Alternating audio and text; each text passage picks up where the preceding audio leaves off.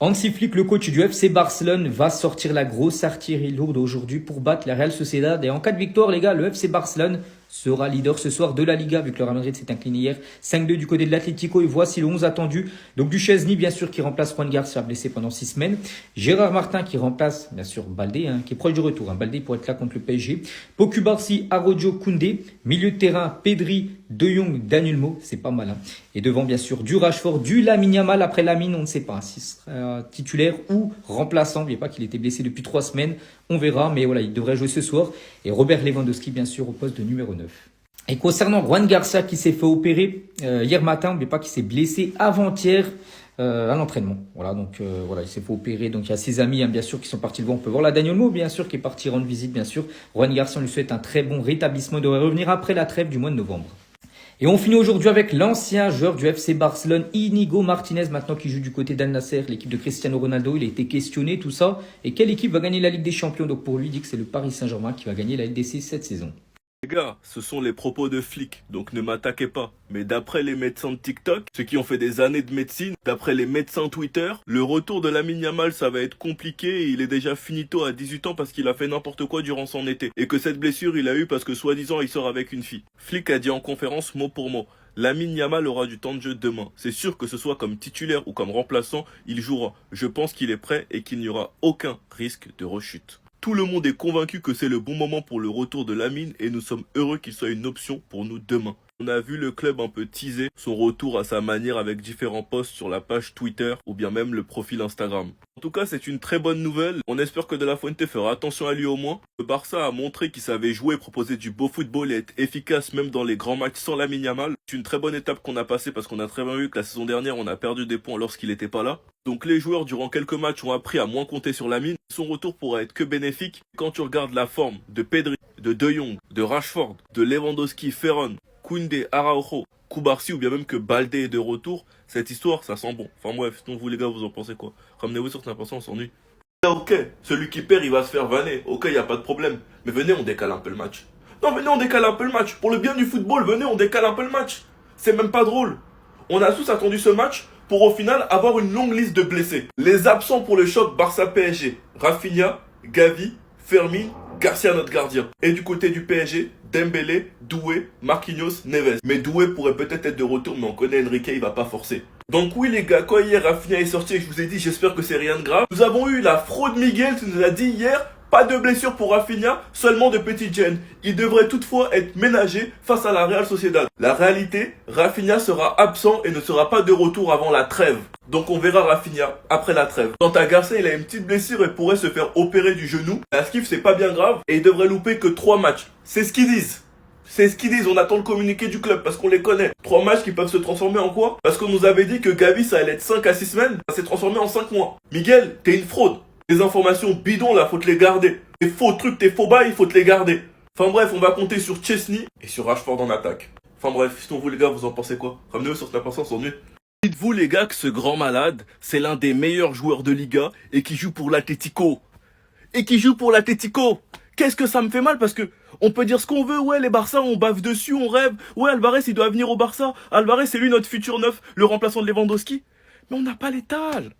Les gars, on n'a pas l'étal. Ce qu'on fait, c'est du lèche-vitrine. On peut rien créer, on peut rien faire, c'est pas pour nous.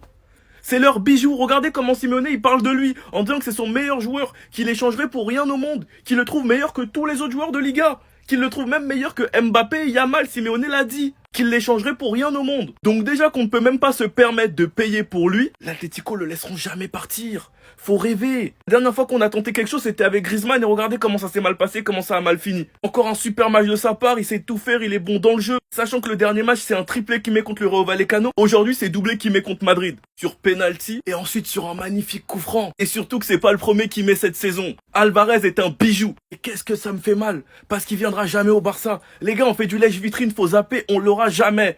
Enfin bref, sinon vous les gars, vous en pensez quoi? Ramenez-vous sur Snap on s'ennuie. Attendez. Hansi Flick il y a quelques mois. Julián Alvarez est l'un des meilleurs attaquants du monde. Koubarsi il y a quelques mois.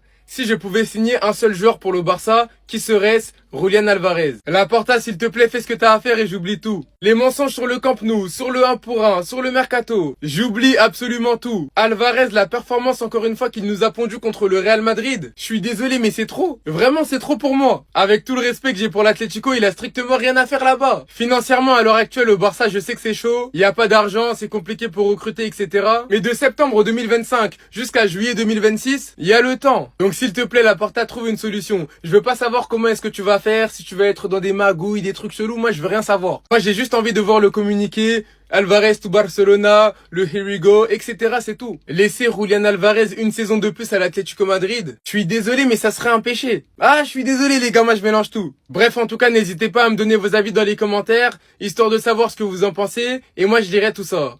C'est la totale aujourd'hui. L'Athletic Bilbao qui perd, le Real Madrid qui perd, Ansu qui marque. Mais c'est quoi cette journée magnifique, gratifiante? Cha la la la la la, Athletic lose. Cha la la la la la. Faut chanter encore? On avait dit 9 ans de pouvoir, 9 ans de pressing. On a mis tout, on a mis la mabé. On met la maman de côté. Nico Williams n'est pas là, il n'y a pas de victoire. Non, Nico Nobari, c'est ça? Hein? Toi là. C'est son 21e match ou son 11e match? Attends, 20, 34, 39 matchs sans marquer. Tu sers à quoi ton équipe? Tu sers à quoi Bilbao à part mentir sur le Barça? Hein? Et à marquer, à être bon que quand on était avec Xavi là. On avait dit, on avait le temps. Vous faites des t-shirts pour une prolongation. Vous faites des t-shirts, vous demandez à vos joueurs qui sont en vacances de prendre une petite pause avec Athletic Queen. Bambécile Nabino. Bambécile Nabino. Et là, je reste gentil. Parce que, bon, bref. La seule fois où ils n'ont pas gagné sur ces derniers matchs, c'était contre Girone. 20e du classement. 20e. Et la tête d'homme quand Ligue des Champions sera là pour vous presser comme on l'a fait avec Arsenal. Même si je suis gentil, mais j'attends que Nico revienne parce que c'est un peu plus drôle. Mais vas-y. Je lui en veux, en vrai, sur le recul, je lui en veux pas vraiment parce que soit il aurait vécu comme Olmo, on va simplifier. Mais, toi, nous faire passer pour des menteurs en mode c'est notre faute si le Bilbao a fait n'importe quoi. Zobanayo, imbécile, merde, boy, ngotobobo. Natiki. Ils ont lancé un sort.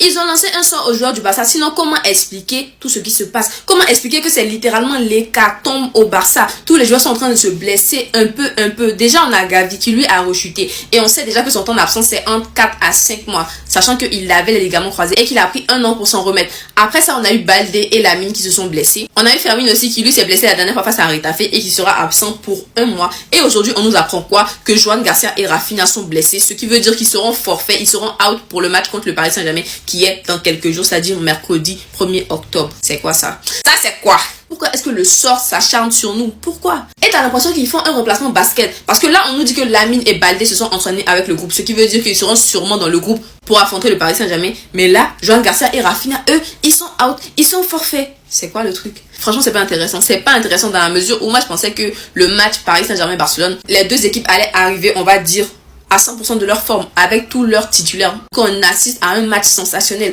Mais là, même du côté du Paris Saint-Germain, il y a des blessés. Marquinhos, il est blessé. Je crois Dembélé aussi, il est blessé. Je crois que Barcola, Kvaratskhelia, eux, ils vont revenir et tout. Joao Neves aussi, c'était blessé, tout ça. Donc, en fait, c'est compliqué. Parce que je me dis, on n'aura pas la même compétitivité, en fait. On n'aura pas la même compétitivité si ce sont les titulaires qui jouent et si, on va dire, on doit composer avec des blessures. Et je pense que là, on doit prendre beaucoup de précautions. Beaucoup de précautions parce que on a des échéances très, très importantes qui nous attendent. Et j'espère que ils vont, on va dire, se rétablir vite. Ils vont se rétablir plus vite que prévu parce qu'on a de vraies échéances qui nous attendent. Et quand même, je suis contente qu'on ait un peu élargi, on va dire, l'effectif parce que aujourd'hui, on peut dire qu'on peut faire un peu tourner quand même. Voilà. En tout cas, Visca al Barça et que Dieu nous vienne en aide. Donc ça, le Xabi Alonso Ball. Oh, waouh. Waouh. Moi, je vous ai dit que le Xabi Ball là, c'est Ancelotti Ball 2.0. Je vous ai dit ça depuis le début de saison. Mais il fallait que vous voyez ça de vos propres yeux. Parce que depuis, comme le Real a rencontré des équipes, on va dire, qui ne sont pas vraiment en mesure de mettre en difficulté le Real, vous pensez que vous étiez trop arrivé. Mais il fallait un seul vrai test, c'est-à-dire l'Atlético de Madrid, pour qu'on voit vos vraies couleurs. Et on a vu, 5 buts. Manita. Par où commencer? Je sais même pas. Non, je sais. Julián Álvarez doit finir au Barça. Oui, il doit finir au Barça. Son destin, c'est de finir dans des couleurs bleues et rouges, en Catalogne, sous le beau soleil de la ville de Barcelone. En 2025, il va prendre 5 buts par l'Atlético de Diego Simeone. Mais les Madrilènes, cachez-vous s'il vous plaît, parce que c'est une honte. C'est une honte. L'Atlético cette saison, c'est nul. Pour de vrai, c'est nul. Mais ça veut dire que vous êtes encore plus nul que... Dès le départ, l'Atlético, ils étaient concentrés. Je sais pas si c'est parce qu'ils jouaient à domicile, mais franchement, ils étaient concentrés. Ils étaient vraiment sur les 20 premières minutes au top. Le seul bémol, c'est qu'après le but de Lenormand, quand ils ont marqué le premier but, ils n'ont pas su concrétiser leur chance. Et c'est là que le Real Madrid les a punis, parce que eux, ils ont été efficaces et ils ont marqué 2 buts en 2 tirs cadrés. Et à ce moment-là, on pensait que le Real allait prendre le dessus. Mais non, l'Atlético, on va dire motivé par ses supporters, a su rebondir et a su revenir au score juste avant la mi-temps. Et après sa grosse prestation de Julián Álvarez, franchement, j'espère que le Barça va casser la banque en fait. J'espère que le Barça va casser la banque pour aller le chercher. Parce que franchement, la plus-value qu'il va apporter à notre équipe, ça sera incroyable en fait. Incroyable. Il est destiné à venir chez nous. Je veux rien savoir. Après Lewandowski, il n'y a pas Ferran ici. C'est Julián Álvarez. Point. Niveau pressing sur les premières minutes, j'ai trouvé que le Real était quand même bien. Mais après, avec les espaces qu'ils ont laissés dans leur défense, normal que l'Atlético se balade en fait. Normal que l'Atlético se balade. Quand tu as un latéral comme Alvaro Carreras, qui lui, sur son côté, aujourd'hui, il était complètement nonchalant. Il s'est fait dépasser. Il s'est fait boire par Giuliano Simeone en fait. À part ça, dans les airs, les défenseurs du Real Madrid n'ont pas été impériaux du tout. Oh, ici, toi, tu fais 2m1. Dans les centres aériens, on dirait que tu fais 1m71. Tu sautes pas. Le futur Ramos aussi, il a fait son entrée. Bon, on a vu, hein. Arda Güler, que je critique beaucoup, surtout pour son absence dans les grands matchs. Aujourd'hui, il a fait un bon match, même s'il a créé un penalty. Malheureusement, j'ai pas compris pourquoi c'est lui qui est sorti premier, alors que Bellingham, Valverde, ils ont rien joué littéralement. Mais c'était quand même Arda qui sortait le premier.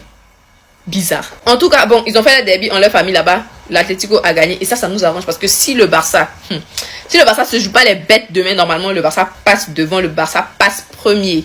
Et c'est tout ce que je souhaite. Mais comme je connais cette équipe, je vais me calmer. Jusqu'à le Barça quand même. Et au Atleti. Voici 2 attaquants très talentueux. D'un côté, on a Julián Álvarez et d'un autre côté, on a Kylian Mbappé. On va dire 2 numéros 9 de la nouvelle génération. Même si Mbappé, lui, c'est pas vraiment un numéro 9. Mais vous voyez ce que je veux dire. Et ce sont 2 joueurs diamétralement opposés. Et si on me demande de faire un choix, ça dépend. Si tu veux un buteur dans ton équipe, quelqu'un qui va te rapporter le soulier d'or, une star, un joueur qui a une aura incroyable, tu choisis toujours Mbappé. Mais si tu veux un joueur travailleur, polyvalent, qui est vraiment généreux dans les efforts, qui est limite comme un couteau suisse parce qu'il peut jouer à toutes les positions de l'attaque et en plus qui ne ménage pas les efforts défensifs, tu vas choisir Julián Álvarez. Les deux sont extrêmement talentueux, mais si tu me demandes, moi Serena, je choisis qui? Je choisis Julián Álvarez. Et j'ai rien enlevé à Mbappé parce que Mbappé cette saison il est en feu. Littéralement, oui, je suis supporter du Barça, mais il est carrément en feu. Le gars, franchement, il est dans une forme incroyable. Il est revenu à la forme Coupe du Monde. Il est carrément incroyable. Et s'il continue comme ça, peut-être qu'il va prendre le ballon d'or. Mais moi, dans mon équipe, tu me demandes, je choisis quel neuf? Je choisis Julián Álvarez. Et ça, c'est mon choix.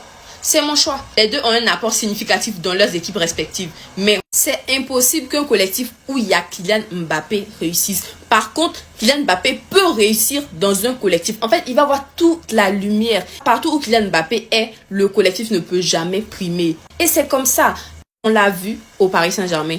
À Monaco, c'était pas pareil parce qu'il était vraiment précoce, on va dire ça comme ça. Alors que Julián Álvarez, lui, c'est le gars qui travaille pour le collectif par excellence. C'est celui qui donne tout pour ses coéquipiers, en fait. Et en plus de ça, il est talentueux. Il a une palette extraordinaire. Il n'a pas sûrement le même instinct de buteur, la même finition que Mbappé. Mais quand même, il faut apprécier. Le gars, il est trop fort. Le talent de Álvarez, il est juste incroyable. Et dire que celui-là, il va aller à la Coupe du Monde 2026 avec Messi, Lautaro, Nico Paz et j'en passe. Et vous pensez sincèrement que l'Argentine ne va pas faire le back-to-back? Je sens déjà des lames couler dans le désert là-bas. Je sens ça.